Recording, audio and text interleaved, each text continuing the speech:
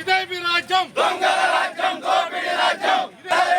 అందించాలి రైతుల యూనియన్ వెంటనే.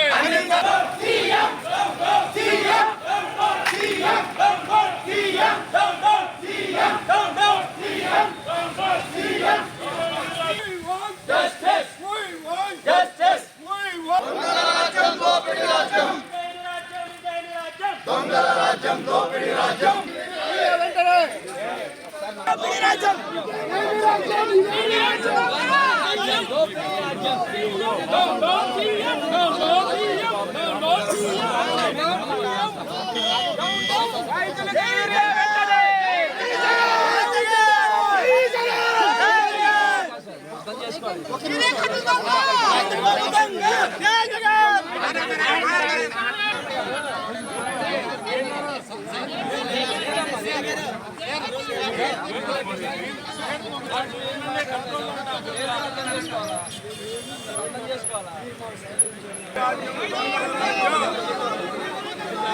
కన్నోడు వచ్చి అడిగారంట్రా చికెన్ పడింది అక్కడ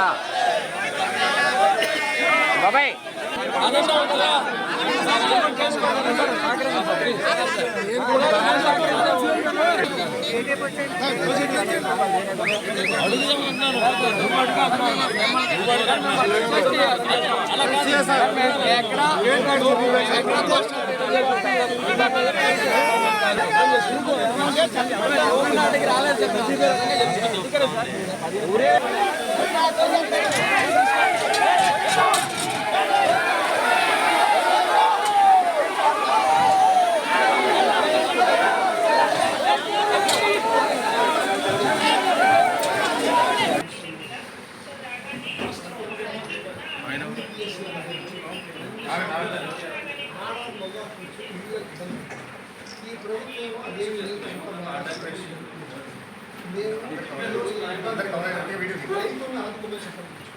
పోయిన సంవత్సరం పండించిన పంట 10 ఎకరాలు కూడా 3 లక్షల రూపాయలు నాశనం.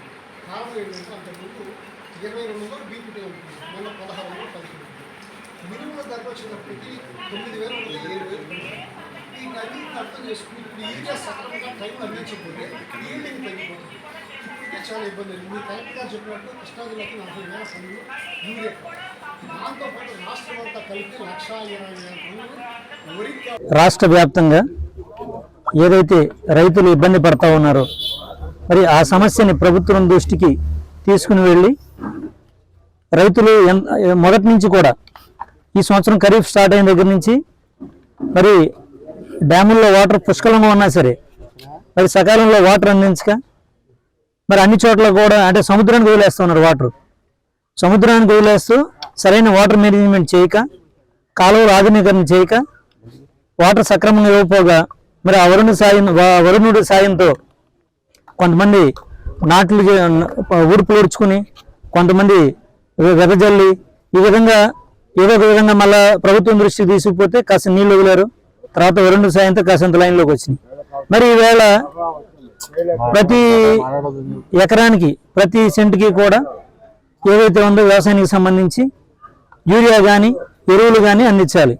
అవి కూడా గత ప్రభుత్వంలో మీరు గమనించినట్టయితే మా జగన్మోహన్ రెడ్డి గారి 5 సంవత్సరాల పరిపాలనలో మీరు ఒకసారి గమనించండి, ఏ ఒక్క రైతన్న ఒక నీళ్ల గురించి కానీ, ఏ ఒక్క రైతన్న యూరియా గురించి కానీ రోడ్డు ఎక్కడం మీరు ఎవరైనా చూసారా?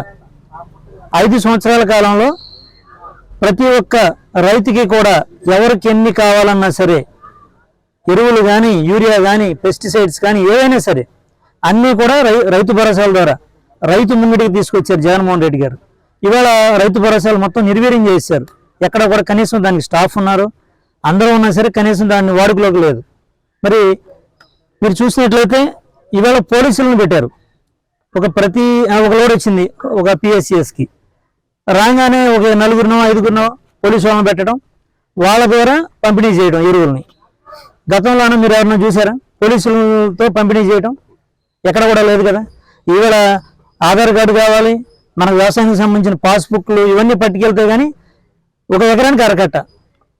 అవి కూడా వాళ్ళకి సంబంధించిన పార్టీ మనిషే కాదా మొహం చూసి ఇస్తున్నారు టోకెన్. అది కూడా కాబట్టి మీరు కనుక్కోండి నేను చెప్పేది అబద్ధం అయితే కనుక. రీసెంట్గా నిన్న కాక మన కంచనంలో కూడా అదే జరిగింది, మా పెడన కాన్స్టిట్యున్సీలో. చేతిలో టోకెన్ పెట్టి ఇతను మన పార్టీ వాడు కాదని ఆ టోకెన్ వెనక్కి తీసుకున్నారు.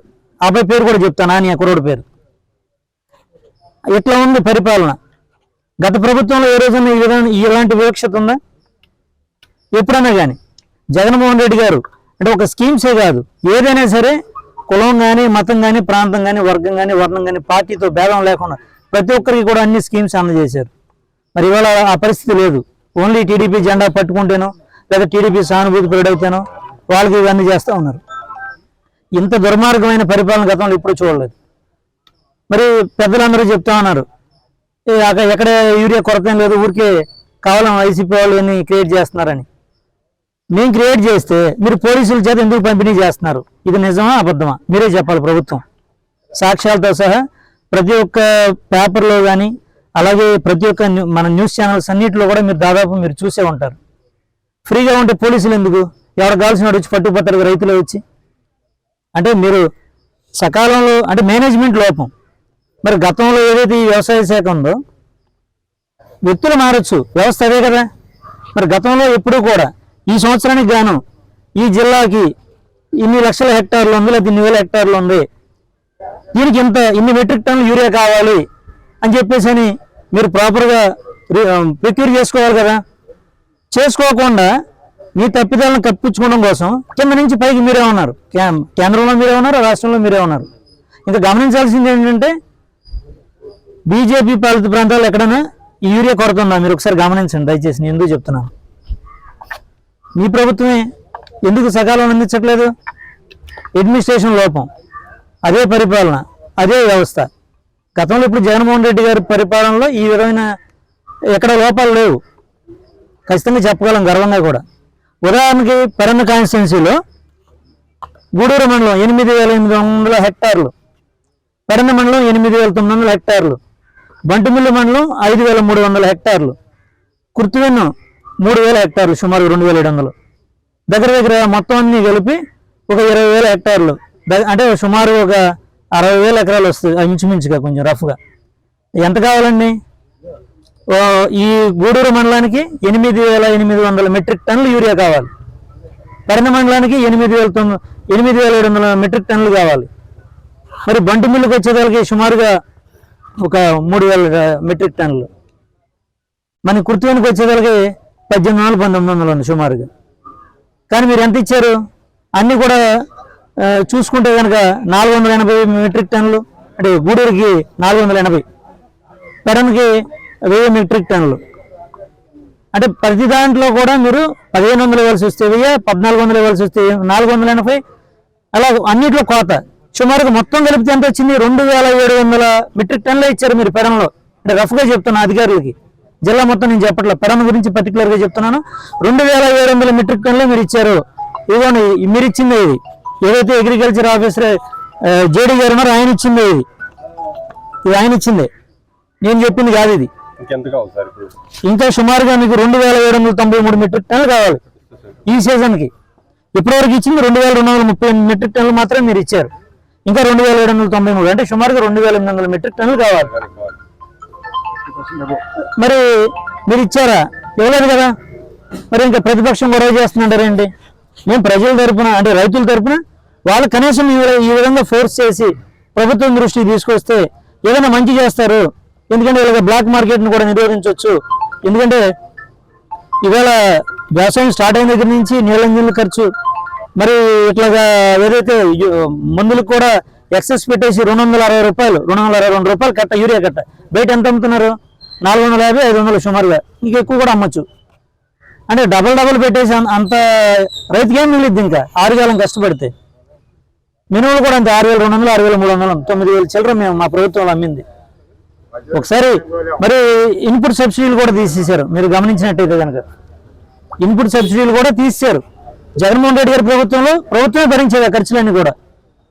మరి ఇలాంటివన్నీ కూడా రైతులన్నీ ఇన్సూరెన్స్ ఏదైతే రైతులకి నష్టపరిహారం కింద ఆ క్రాప్ ఇన్సూరెన్స్ ఇచ్చేవాళ్ళు అవి కూడా లేవు. మేము డిమాండ్ చేసేది ఒకటే, కలెక్టర్ గారి ద్వారా కానీ ఆర్డీఓ గారి ద్వారా కానీ ఈ రాష్ట్ర ప్రభుత్వానికి ఖచ్చితంగా ప్రతి ఒక్కరికి కూడా ఫ్రీగా ఎరువుల్ని అందించండి. రెండోది ఏదైతే ఇన్పుట్ సబ్సిడీలు ఇవన్నీ ఉన్నాయో అవి మళ్ళీ రెగ్యులరైజ్ చేయండి. అన్నీ ఆఫ్ చేశారు కాబట్టి గతంలో కూడా మీరు మాట ఇచ్చారు 20,000 రూపాయలు మేము ఇస్తాము, మన central government plus state government కలిపి ఇస్తామని చెప్పేసి అన్నారు. దాంట్లో 7,000 వేశారు అంతే, 7,000 వేశారు. అంటే 2,000 ఏమో సెంట్రల్ గవర్నమెంట్, 5,000 స్టేట్ గవర్నమెంట్. మరి ఈ సంవత్సరానికి పడింది 7,000. గత సంవత్సరం 20,000 బాకీ ఉన్నారు. కనీసం మీరు ఇవ్వకపోగా ప్రజలకు భారం తగ్గించాలి. ఖచ్చితంగా ప్రజలకి ఏవైతే ఉన్నాయో మీరు ఇచ్చిన మాట ప్రకారం అన్నీ కూడా హామీ నెరవేర్చాలని డిమాండ్ చేస్తూ, ఖచ్చితంగా ఇది సత్వరం పరిష్కారం కాకపోతే మళ్ళీ పెద్ద ఎత్తున మళ్ళీ ఇంకొకసారి రైతులతో కలిసి కలెక్టర్ గారిని కూడా కలిసి మళ్ళీ వినవిస్తాం. ఈరోజు ఈ కూటమి ప్రభుత్వం వచ్చిన గాడి నుంచి మనం చూసుకుంటూ వస్తే రైతులందరికీ ఇబ్బంది పడే పరిస్థితి. మొదట మినుము అమ్ముకునే రైతే జగన్ గారి ప్రభుత్వం చివరిలో అమ్ముకుని దాదాపు 9,500 నుంచి 10,000 దగ్గర అమ్ముకున్నారు. ఈరోజు 6,500, 7,000 దాకా వచ్చే పరిస్థితి. అక్కడ నష్టపోయామనుకుని మళ్ళా పంటలకు వెళ్తుంటే వీళ్ళు మద్దతు ధర ఎక్కడ అడుగుతారో అని మొదట నీళ్ల దగ్గర ఇబ్బంది పెట్టారు. అంటే ఎడిక్వేట్ గా వాటర్ ఉన్నా కూడా సరిగ్గా అడ్మినిస్ట్రేషన్ చేయక నీళ్ళు అందించని పరిస్థితి. సరే నీళ్ళు అందించలేదని మేము కాగితాలు అందరం ఎవరి కాలం కలెక్టర్ గారికి వచ్చి అర్జీలు ఇచ్చుకున్నాం. మెల్లగా కొద్దిగా నీళ్ళు అంది.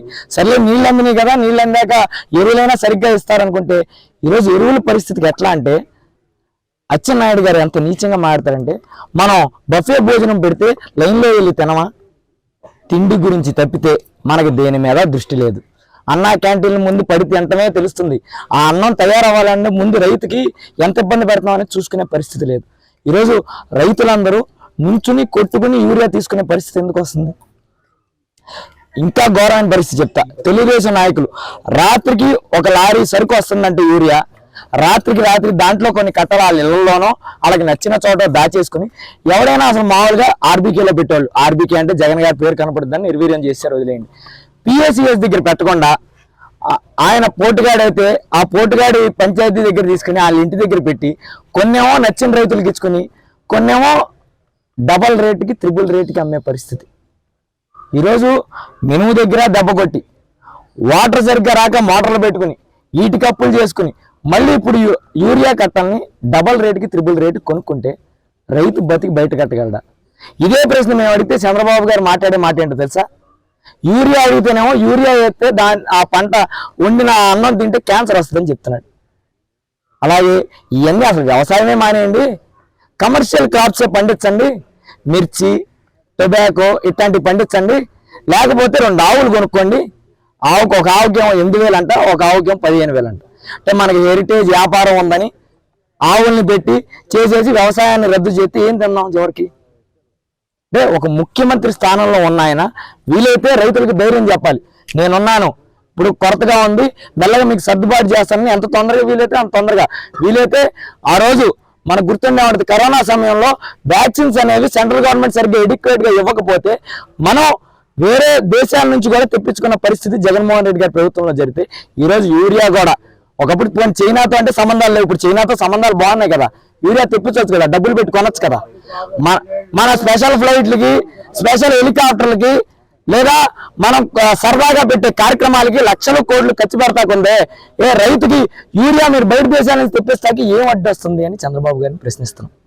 అలాగే పవన్ కళ్యాణ్ గారు డిప్యూటీ సీఎంగా ఉన్నారు, ప్రశ్నిస్తాకే ఉన్నారు.